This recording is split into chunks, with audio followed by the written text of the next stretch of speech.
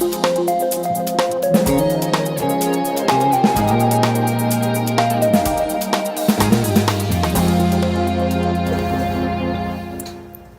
the region's housing affordability crisis hit the streets this week. The city of East Palo Alto issued eviction notices for some RVs parked on Weeks Street. And Sue, you went out to both the protest on Wednesday morning and then also the city meeting that was aimed at addressing this issue. That's right. So we'll talk with you about it. Of course, people living in RVs has been, in the news for quite a while now. Palo Alto and El Camino, Mountain Views had some friction over RVs next to Ringstorff Park. We haven't really focused on what's happening in East Palo Alto, so I wanted to first ask you just how widespread are people living in RVs in the East Palo Alto area? I would say, it's a little bit of a moving target that's harder to identify than, let's say, in Palo Alto, where we see a lot on El Camino Real. I think I counted something like 48 on El Camino. Mm-hmm. My understanding, just by word of mouth, is that it's probably about 40 or so RVs around. Mm-hmm. You can drive anywhere in East Palo Alto and see an RV somewhere, or people living in cars. That happens as well, where people just don't have anywhere to go. I've certainly had them in front of my fence at my house, things like that. But the main areas where they go tend to be out near the Baylands, the quieter areas most populated. Or the most populated. Yeah, the least populated with homes, sort of dead end street type of things up against open space. So that's kind of where you'll see the most of them. I think there were probably at least 10 or so. By the time we got there were only 2 left because everybody else had fled because the city had told them they had to leave within less than 24 hours. So on Week Street, that's one of the streets that kind of it abuts the Baylands and dead ends there, and so that's where they did have a number of them. You were describing to me just what Week Street looks like. So there are some single-family homes. Yes, and then there's a stretch that is empty or has Baylands. So this particular section of Weeks is near Polgus, and there are probably at least 6 homes or so there.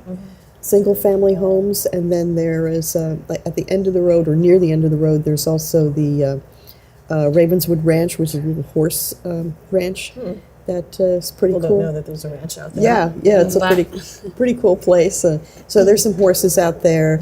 There's a couple of really there's some vacant lots. One of which is supposed to be eventually be the primary school under the Chan Zuckerberg initiative. Yeah, that's interesting because they bought that property a while back. Right. So it's empty right now. Right. Yeah. And then there's access to the Bay Trail, so you can just walk down the end of the street and just go and be in the open space if you want. So you're understanding that the people who are living in RVs are mostly people who previously lived in East Palo Alto and they're trying to stay there, or there are people who are driving in from other cities and areas and parking there because they knew that was somewhere where it was safe to park their RVs? I've heard that there are some people that have come from Palo Alto and other communities, but frankly, most of the people that I talked to were from East Palo Alto, and they, didn't have a place to go. It's kind of interesting that the city has its own, when it talks about its mobile home ordinances, one of the things it mentions is that the majority of people that were living in RVs are the elderly. So they made a specific notation of that when they crafted just their ordinances for mobile home parks, that this was, was generally an older population of people that had very, very little disposable income. The situation this week was sparked in part because of health and safety concerns. Right. So apparently some people were who lived in the RVs were dumping their sewage into the storm drains. What is your understanding of how many people were doing that? Because I think there was some concern that everyone who was living in an RV was being painted with a broad brush. Right. And that wasn't really the case. Right. And I think it's hard to know what the numbers are of people who are actually doing that. Some people who lived there testified at the city meeting that there were maybe 2 or 3. There's only a handful of bad apples, and everybody else is pretty good about it. They take their tanks and they go somewhere. They go to Redwood City or they go to various other spots to actually legally dump their materials. There are actually stations that are set up for RVs to Right. bring their Right. toilets. Well, I know that there was, for example, I think there's like an RV place in Menlo Park, and people in Palo Alto were going there, for example. And they would, that's where they would go and empty their tanks. So you pay a fee, maybe $25, $35, and then you can, every couple of weeks or so, and then you can dump it. What are the laws in East Palo Alto around parking RVs on city streets? Are there time limits or?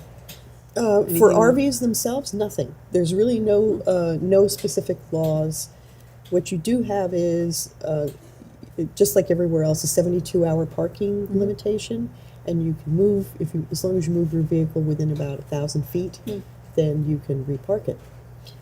But there's also, I think there's also a couple of things related to oversized vehicles. For one thing, in general, you can't have any commercial vehicles, and this is another thing. This ordinance doesn't just look at RVs, but oversized vehicles themselves. And You're talking about a proposed ordinance? yeah, that the proposed city's ordinance that they're right looking now? at, right. And back in September, the city held a public meeting related to transportation. And they wanted to know what were concerns that people had and what they wanted to see. And one of the things that came up was parking, over parking, too many cars, too many large vehicles, too many commercial vehicles, trucks and that type of thing, because a lot of people work construction, and then they bring their trucks down, and they bring their plumbing truck or wherever they go, wherever they're working, rather than commute. They just get in the truck and leave. And so there's been a sizable difference, I would say probably in the last 2 or 3 years, of just massive amounts of these big trucks and dump trucks and things that are even left there for months on end. Really? And people are, especially in the Gardens neighborhood, which is also the area around where you have the RVs. They've been doing that. There are a lot of trucks there. And people say that there's a real issue. Not only is it unsightly, but it's also dangerous because they try to cross the street, or you try to get around out a side street with your car, and you can't see oncoming vehicles, and they can't see you. Yeah. But there is a law that doesn't allow you to park a commercial vehicle on East Palo Alto streets for more than an hour at a time. Really? Yeah, so if you can't leave it standing there, and I gather just from reading it, it sounds to me like it almost might be like somebody unloads the vehicle, they've got a vehicle that they're unloading or doing something, they might park it in the middle of the street, as opposed to, but it's really pretty vague. The other thing is you can't keep any kind of vehicle on East Palo Alto streets that weighs over 5,000 pounds. So I don't know what these vehicles actually weigh, or these trucks weigh, but that may be another violation of the law. Under what ordinance were they asked to move their vehicles on Week Street? Well, there's actually an emergency ordinance that they're allowed to go in, and if you have vehicles that are either impeding the ability of emergency vehicles to get in, or that are impeding the ability of cars, obstructing cars, bicycles, so on and so forth, to get where they need to go. And that's what they went with. There wasn't anything related to, they just simply said this is an emergency ordinance under this section. But a lot of people at the meeting on Wednesday night, they really, they said this was a misuse of this ordinance from their perspective. I find it curious, and I haven't had a chance to read all the health and safety codes yet, that they didn't cite any health and safety codes, yet this was a health and safety matter. So I don't really know why. That is interesting, because what they were saying in the press release from the city was that the sewage that is in the storm drain with the rains could then spread. And we did see a photo Wednesday night, Right. Thursday morning, that the Week Street area It had flooded. Yeah.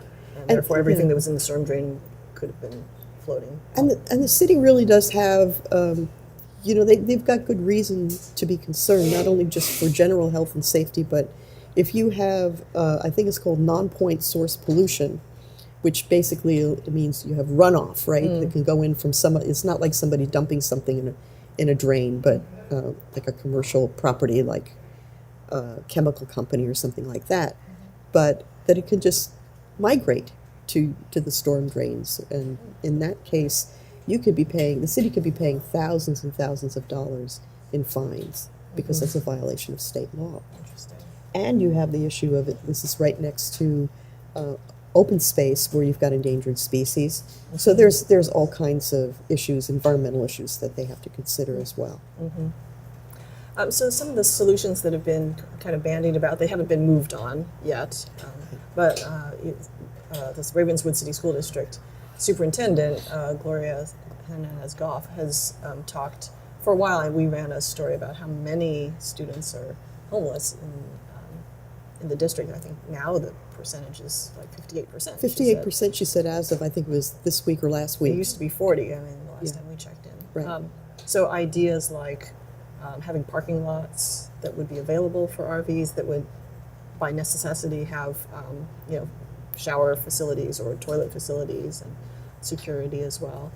Where has the city really picked up on that, or is this just people are talking at this Well, point? the city hasn't done anything about it at all, and people were protesting. This was they had a Public Works and Transportation Commission meeting, and that's what happened on Wednesday night. And people were really ranting about the fact that it's been more than a year since some of these potential solutions have been brought up, and there's been nothing done. It seemed like the commissioners were really thinking that it's time to really do something, and they would make recommendations to the council. They have no power themselves to do anything. But they said, for example, the faith-based community, they actually instructed the staff to work with the faith-based community and nonprofits on some of their ideas. Some of the ideas are, East Palo Alto is laden with so many churches. There's like 50 churches.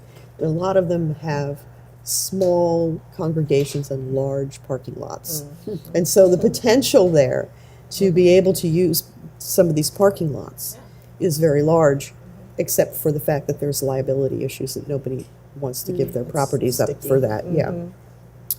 But what Gloria Hernandez-Goff and Pastor Paul Baines have said is that there's ways that they could leverage money, perhaps, to get, if they could put some of these people there, at least on a temporary basis, then they would be able to bring in things like portable toilets. They could bring in trash receptacles, some way to manage and also have a safe place. They kind of also thinking in terms of some of the ways that cities such as Santa Barbara have had like safe overnight parking zones for people you have to clear out in the daytime, so I don't know where you don't really have it kind of pushes the problem off, but at least at night people have a place to go and deposit their wastes and garbage, and it doesn't become an issue. So that's one of the things they're looking at. Of course, they're working with Life Moves and nonprofit Life Moves to get as many people as possible into either transitional, emergency housing or transitional housing, just to let people know what resources are out there. But there's just not enough, to go around. And Right, there are wait lists for affordable housing complexes. So if East Palo Alto is really, I think, in some ways, a stellar community in terms of its intent compared to, let's say, a lot of other places which just want to push off the properties they get lost. They're not really that way. You hear time and time again the people say, we really believe in protecting our community, our poorer people in our community, the more vulnerable people in our community. The main issue, I think, why there's stagnation is a lack of money. And so the lack of resources, the fact that the city doesn't really own much property of its own, so it would have to rely on private property to put people. That's an issue. There was a woman there who said that she has a relative who has a mobile home park that is closed on Woodland Avenue, or near Woodland Avenue. And it's been closed for some time, and he wants to eventually, turn it into condos or something. But she thought that there would be enough room for about 15 spaces. Wow. So that maybe 15 RVs could be accommodated there on a temporary basis. So, they're looking at short-term and then longer-term solutions. Would they have an area where they could have a designated parking area? Could they leverage private property as well? There's some areas out at the end of Demeter near where the police department is, where there's some like Borman Steel. I'm not saying Borman in and of itself because I think they're still functioning, but some other places that maybe are abandoned warehouse areas, that type of thing. Yeah. it seems like there should be a working group or some sort of committee to spearhead all of this and bring all the parties together if it hasn't been happening. Yeah, and that's been already. that's one of the things that they've been talking about as they talk about at this meeting as well, the possibility of putting something like that together.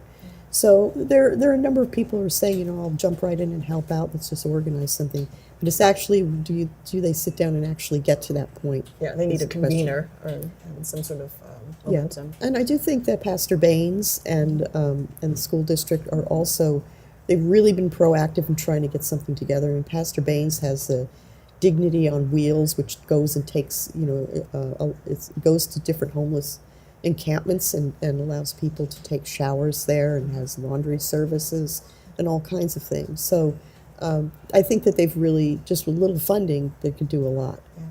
So I didn't want to leave the topic without kind of looking at some of the different sides that are involved here, because there are people who are living in the RVs who are, at their wits' end. There's people who were living on Week Street who felt like this situation was getting a little out of control, whether it's the RVs or just the fact that people were coming in and partying at Right. night. And then there's also one interesting development was the support that the Stanford students who were at the meeting wanted to give and to show Right. the solidarity with the RV residents. But there's kind of some unintended consequences or maybe a little bit of friction. And I wanted to address the Stanford students with you because Okay. you were at the meeting Right. in which numerous Well, yeah, oh my people gosh. came to There were support. there were probably about 45 speakers, and it went on for hours. And at least half of them, I would say, were Stanford students who came in solidarity, and they, pretty much said a lot of the same things. Some of them had been homeless before they were at Stanford. They grew up very poor. They lived in RVs. They lived in cars.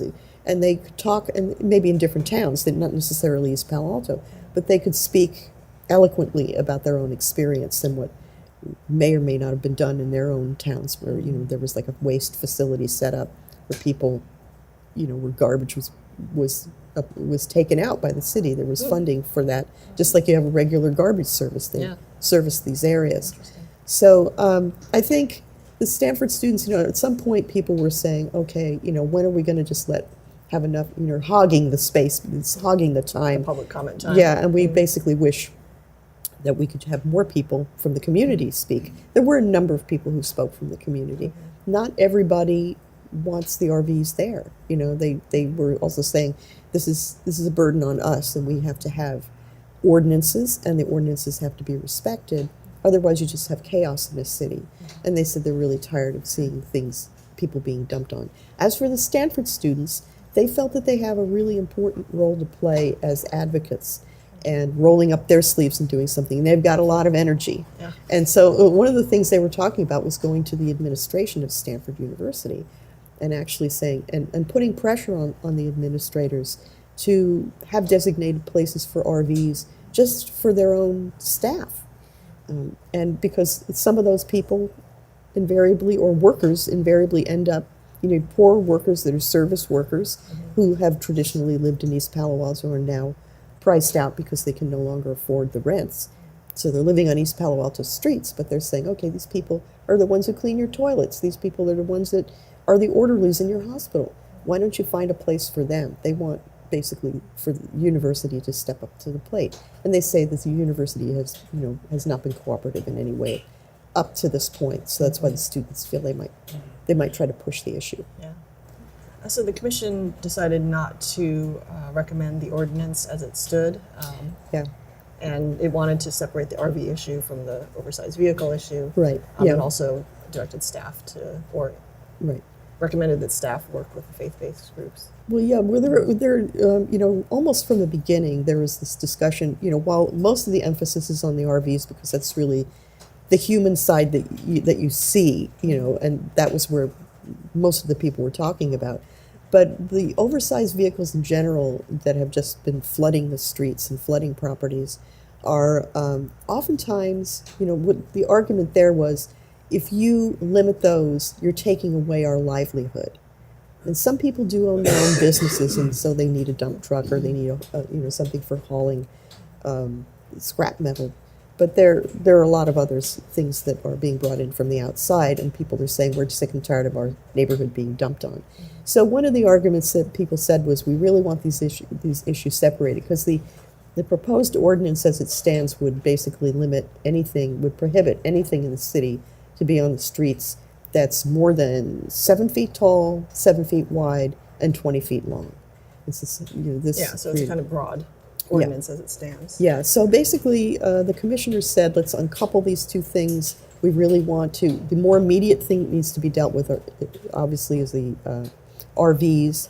So they directed staff to start working with the nonprofits and the faith-based community to find some short-term solutions. And as for the rest, they wanted to kind of discuss it. So they weren't buying into the ordinance at all.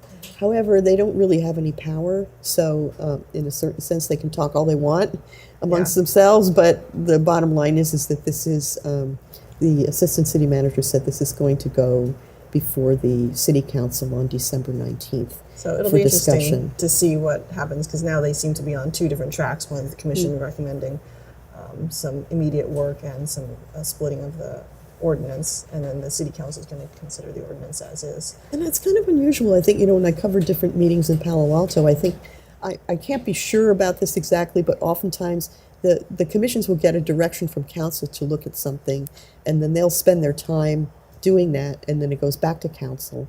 But I don't know that that a commission is actually bypassed in Palo Alto, for example. I'm not sure about that. All commissions have not recommended ordinances that then the Okay, council has so it does approved. work. So yeah, there's always the independence of mind with commissions. And so, all right. Well, thank you, Sue. Appreciate you bringing all of this information to the public, and we'll see what happens next.